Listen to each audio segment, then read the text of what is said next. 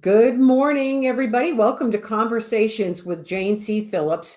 We do this every Thursday morning at 10:30 Mountain Time. I am Pam Myers with Pam Myers Social Media. And Jane Phillips is a paranormal investigator, a medical intuitive, and a psychic medium. And welcome this morning, Jane. How are you? I'm good. I'm good. Yeah. So you So, wanted to talk about something, an experience that happened yesterday. well, as anybody who's listening to these vlogs or catching me on YouTube, I'm all over the map with what I discuss. I do the paranormal things, and for people and properties. But one of the gifts that I seem to have been given is the ability to kind of um, go beyond and psychically get information that allows me to go in a path that maybe it's an extension of things I've learned. Mhm. And yesterday was a first for me. I have a friend who has been working with me on and off for years, and I have talked about some of the things I do with guided imagery and some of those other things. And she came to me with uh, a sacral iliac problem, which is kind of on your where your leg hooks in on Wow. her left side. That wasn't severe. It started maybe a few months ago when she stepped off a ladder on just a small step stool, and her all of a sudden it was like, ouch. And Mm. so I was checking. I am a certified emotion code practitioner, which means I can release emotions that might be causing pain to be trapped in your body. And so I use my pendulum, and I'll probably pull it out at some point, but I use my pendulum to check, should I do emotion code on this? And I got a flat out no. Mhm. And I said, oh, okay. So then I was trying to figure out what to do. Her pain level when it's bad is a 7 to an 8. Sorry, I'm digging for my pendulum. That's Um, okay. is a 6 to a 7, I guess. And at Wow. the time of our call yesterday, it was about a 1. But the reason she set a session is when she set it up, it was a level 3 again. So it's just there. Mm-hmm. So we started at a level 1, which is usually people don't call me for that, but she'd had previous experience when it ramps up. And so she made a comment that she had a friend that came to visit, and a couple days after the visit is when this happened. Mm-hmm. And the friend came and she said, I'm wondering if there's a connection. And the Oh. visit with the friend hadn't been the most positive, and this is a longtime friend. Mm-hmm. Um, and her friend came to visit again, and it was a Mm-hmm. much more positive experience. And a Okay. couple of days later, it ramped up again. And so she said, I don't know, I'm probably making this up. As a lot of my clients will say, I'm probably making Mhm. it up. But I always believe it's your intuition coming in. Right. So I said, yes, I use my pendulum. Here's the fancy pendulum I use. And I use a chart, and I dowsed on the chart that, yeah, it was related. It was really related. And so what was interesting to me is I said, oh, well, um, it's related to this person. And then my psychic abilities kicked in, and I got that I said, this is related to a past life you had with her. Oh. And all of a sudden, I'm going to tell the details. I know she won't mind because I'm not revealing who she is or Mm-hmm. where in the world she is. Um, but I said, I'm getting that you were injured in that spot. And I first thought maybe it was, I can sometimes see if you've been stabbed or there's a knife there or you had a spear there. And it wasn't that. It was a blunt object, um, something blunt. And as I think about it now, it could have even been a fist. Mm-hmm. But I saw something round and blunt. And I also got that I was thinking, oh, there's maybe a war. And it wasn't, it was a bar fight. Oh, wow. And the two of you were both male, I said, and you insulted his girlfriend. And it created and you got hit there. And I was shown kind of like a mallet or something, but it could have been an arm with a fist, right? Which just occurred to me. Right. And it injured you there, and you had actually a break there. And when your friend came to visit, somehow those two, that past life and this life, intersected, and you ended up with the bar fight injury. Wow. And Wow. and so now I have an event, and so what I do is I said, can I do a motion code for that event? Which means if any of you have had an event in your real life here, but I didn't realize I could do emotion code on another lifetime that you had, Okay. which pulls the emotions out of the event so it becomes neutral and your body isn't holding it. So I got a yes that I could pull the non-beneficial emotions out of that bar fight in a previous life, not even in this lifetime. And there were 4 of them I pulled out. I don't remember them all. But we pulled, but because it was in a previous lifetime, when you're doing emotion code, if I find an emotion and I find it might be an age like 10, something happened, and I ask you what happened at age 10, you go back and say, well, this happened, and that event comes up. Well, in this case, she wasn't aware of it. Her body was somehow. And so I didn't have to ask what the event was because I was given the event. And we pulled 4 emotions out. And then I said, well, you're only at a 1. So what did anything change? And she said, well, I'm at like a maybe 0.5. And I said, okay, so something shifted, minor. But then the next thing that I did was, as a medical intuitive, I have the ability to pull out just the injury itself. So I did it's quantum energy work. It's removing issues at the cellular level, which is what happens with the emotion code and also with this. So I removed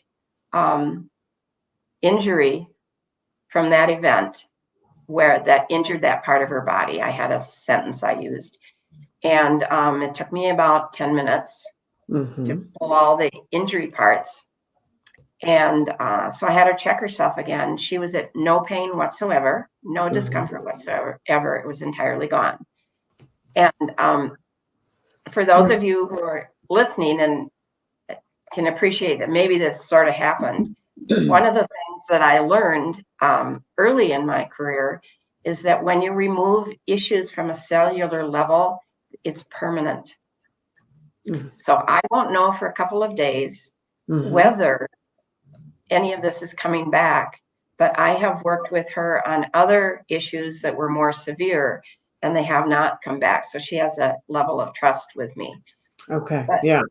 What was interesting as heck to me is that I had to be given a past life event.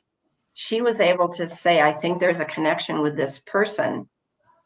So her intuition provided information, which allowed me, and I had to be quiet. I wasn't just instantaneous. I said, okay, I'm not sure where to start.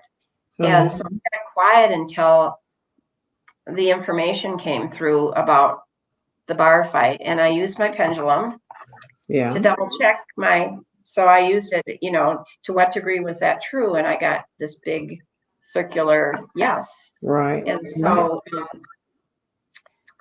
so anyway, so that was my big thing. And that's exciting. So it's when you say it was slightly different than normal, or than the experiences you've had before doing something like that. Yeah. Yeah. What's I guess what I want to convey to people who are listening, that I've never experienced this before. This and one of the gifts that I have is when if you come to me or somebody comes to me with an issue, I want to hear it's collaborative. So it's not just me saying, oh, I'm going to fix this. It's like a collaborative thing but I am open to wherever I get led.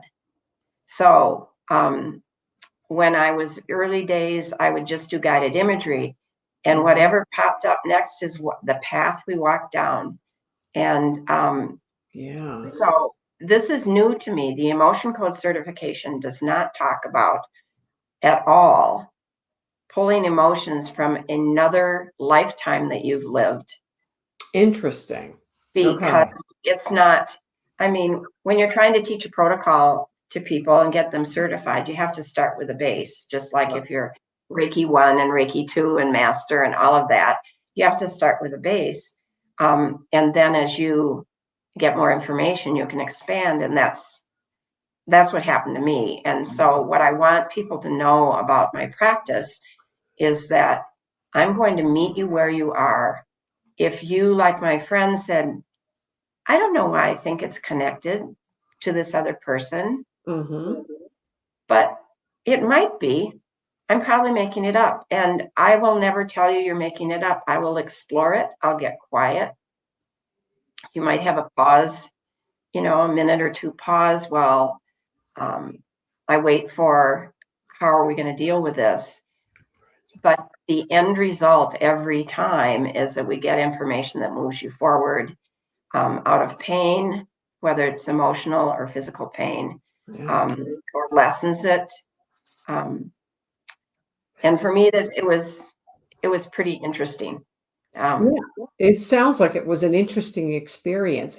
Can you expand on what exactly is guided imagery? Can you talk Oh, about it?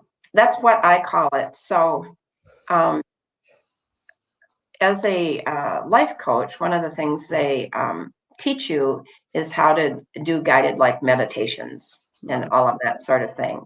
So for me, guided imagery is you come to me with a back problem. I had a friend early days, maybe 15 years ago, that had a back problem from an accident. And I think I've talked about this.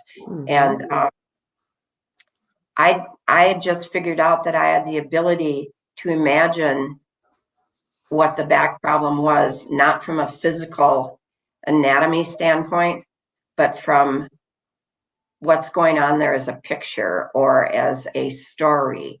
And so we went into her back, and I was able to ask her, your back is sore. Is it sharp pain, dull pain? Is it tight? Is it tight like what? Is it tight like there's a steel wire across there or a rope that's tight? I have the ability to take things I know of in the physical world, and imagine that they could be in your body, and work with you and give you suggestions of, so because it's really hard to work with a concept. If you can work with, one of my clients had a back problem, her lower back, and we went in there and I said, she, and it was throbbing. I said, like what? And she wasn't getting anything, but my guide showed me somebody hitting a tennis ball on the back of a garage door. Oh, wow. Yeah. Right. So that now that turns into something you can work with, because now you've got a tennis ball, a racket, and somebody's holding the handle of the racket. And so it's so unique, each one, but this one's a funny one. So you want, if you see somebody doing something to you, or a hand doing something, then I trace that hand up, and very carefully, in a safe way, we trace it up to the face so that I can identify who that person is. Yeah. And so then that person we had a conversation with, and she was able to release it. And that person was asked to leave and put the racket down, and all the throbbing stopped. Oh, wow.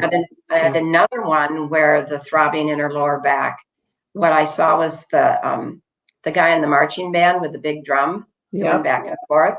Mm-hmm. And we couldn't get him to go. I couldn't get him out of there. And so nothing was happening until in my mind's eye, and this is where imagination comes out of nowhere. I saw a marching band in the field next to where her back was. And I said, you know what, you're in the wrong place. The marching band's over there. He walked away from, in our mind's eye, from her back area and went into the marching band because they needed him, and all her pain went away. Wow. So the Yeah. guided part is turning your discomfort into something you can imagine. Yeah. And you can imagine things you've never seen in the real world, but you can use a magic wand, you can use fairy dust, you can make up a tool that you think would be really cool and use it, because what's happening is we're all just a mass of energy. And Right. so being able to rearrange that energy with our thoughts, and it's easier to do it if you have a vision of some sort. And Right. there are some people that we just have to imagine the muscles, right? Mm-hmm. In the bones. But for the most part, it's more helpful to unwind the things that come up in our mind, a wire that might be stuck in, and we have to remove the wire carefully. And nothing ever gets yanked out of somebody's body because it's an energetic. So Mm-hmm. if you were, this is the worst example, but it's the one they're giving to me. If you were to defuse a bomb, Uh-huh. would not go in and yank a bunch of wires and hope Right. You hope could you do were it fine. You slowly. would be very carefully analyzing where to start. Right. And that's the skill set that I offer. Yeah. The emotion code piece is what nowadays allows me to take more layers off in a calmer way.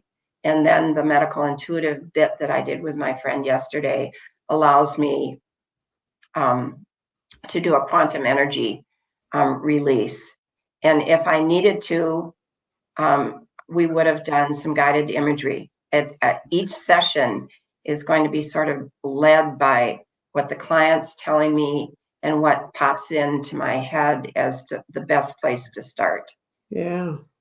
Yeah. So, Yeah. It makes a lot of sense, right? You have to be very methodical and think it through, and yeah. yep. Yeah. And the the emotion code piece that my guidance pretty much yelled at me to get certified with a couple of years ago was gives me a place to start when nothing's coming through psychically. Like you're not, it's like, I don't know where to start. And I can ask, can I start with emotion code? And sometimes just removing a few emotions from your pain issue or your mental issue will allow a gateway to open up, and I'll get an underlying thought process that's governing it, or I might get the past life thing, and it'll come in. It will remove enough layers that I can come in and do the rest. Yeah. Yeah. Which is what happened to you yesterday when you Yep. were first started, and then yeah, that you kind of had to delve into it a little further before you Yep. got there. Yeah. Because I couldn't. There was no place that I was being given to start until my guide said, "Well, we have to show you the past life." Right. Right. So do know, for those of you who are listening, I'm really collaborative. I'm really thoughtful.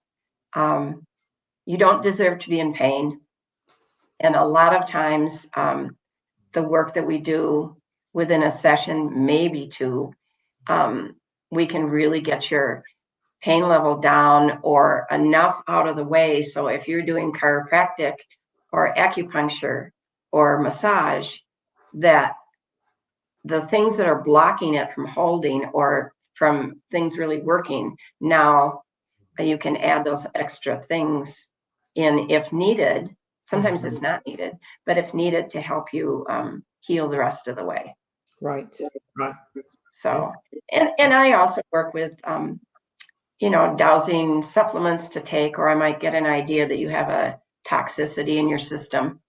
that needs to be removed either by me, or maybe I know somebody who has, and it's not often energetic removal, not through detoxes and all of that. So.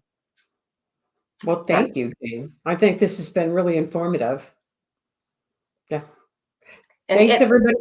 Go ahead. Yeah, thanks. It probably was a little bit more interesting to me yeah. than it was to everybody else, but it just, I want you to appreciate that if you choose to do a session with me, we're going to go wherever we need to go, and I don't have one modality that I think solves all problems. I'm using everything I can think of. Yeah, and my to try and find a abilities solution. allow me to not just take one path Right. for your healing. So Right. you can reach me at my website, janecphillips.com. And if you have an issue, I do offer 15-minute consults, so you can ask me more questions about whether I'd be a fit for you. And I'd love to talk. Awesome. Thanks, everybody, for joining us today. We will see you again next podcast.